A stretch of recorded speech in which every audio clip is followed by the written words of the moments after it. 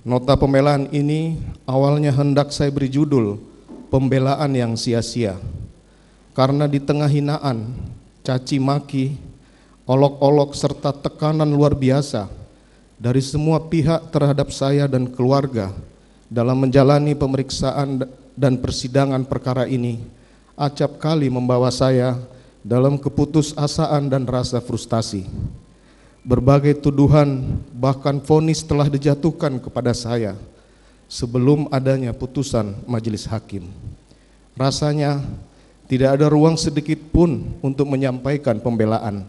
Bahkan sepotong kata pun tidak pantas untuk didengar lagi, dipertimbangkan dari seorang terdakwa seperti saya. Selama 28 tahun saya bekerja sebagai aparat penegak hukum dan menangani berbagai perkara kejahatan termasuk pembunuhan. Belum pernah saya menyaksikan tekanan yang begitu besar terhadap seorang terdakwa sebagaimana yang saya alami hari ini. Saya nyaris kehilangan hak sebagai seorang terdakwa untuk mendapatkan pemeriksaan yang objektif, dianggap telah bersalah sejak awal pemeriksaan dan haruslah dihukum berat tanpa perlu mempertimbangkan alasan apapun dari saya sebagai terdakwa. Media framing dan produksi hoax terhadap saya sebagai terdakwa dan keluarga secara intens terus dilancarkan sepanjang pemeriksaan. Berikut tekanan massa baik di dalam maupun di luar persidangan yang kemudian telah mempengaruhi persepsi publik, bahkan mungkin mempengaruhi arah pemeriksaan perkara ini, mengikuti kemauan sebagian pihak, termasuk juga mereka yang mencari popularitas dari perkara yang tengah saya hadapi. Saya tidak memahami bagaimana hal tersebut terjadi, sementara prinsip negara hukum yang memberikan hak atas jaminan, perlindungan, dan kepastian hukum yang adil serta perlakuan yang sama bagi semua warga negara di mata hukum masih diletakkan dalam konstitusi negara kita.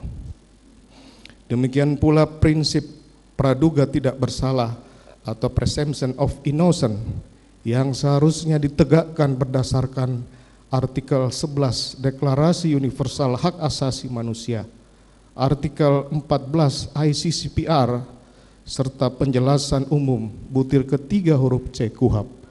Demikian pula pasal 8 ayat 1 Undang-Undang nomor 48 tahun 2009 tentang kekuasaan kehakiman yang menegaskan bahwa setiap orang yang dituntut dan dihadapkan di muka sidang pengadilan wajib dianggap tidak bersalah sampai adanya putusan pengadilan yang menyatakan kesalahannya. Majelis Hakim yang mulia, jaksa penuntut umum, dan penasihat hukum yang terhormat. Sejak awal saya ditempatkan sebagai terperiksa dalam perkara ini, beragam tuduhan telah disebarluaskan di media dan masyarakat, seolah saya adalah penjahat terbesar sepanjang sejarah manusia. Saya telah dituduh secara sadis melakukan penyiksaan terhadap almarhum Yosua sejak Magelang.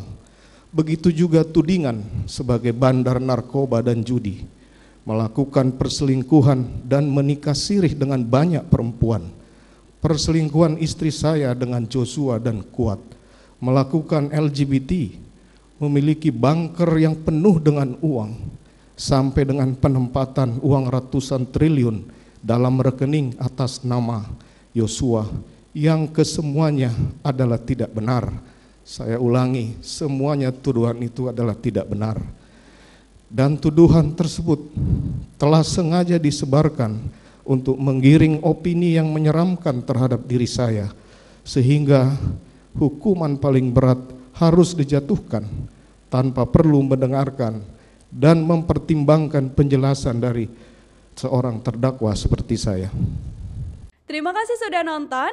Jangan lupa like, subscribe, dan share ya.